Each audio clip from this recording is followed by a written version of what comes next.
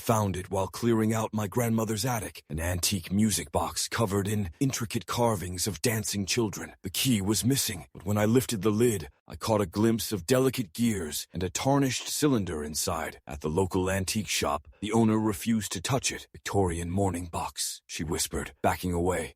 They made them after the plague. Some say they trapped more than just memories. She practically pushed me out of her store. That night, I found the key on my doorstep.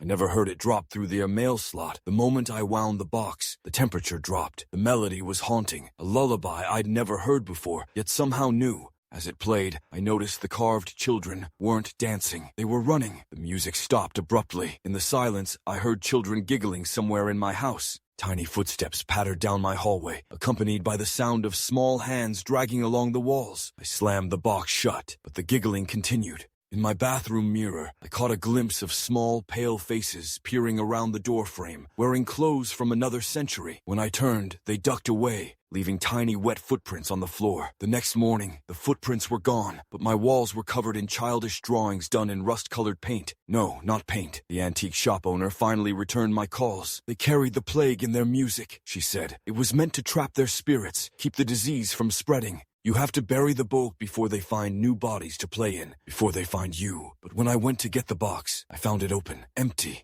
And behind me the giggling grows closer.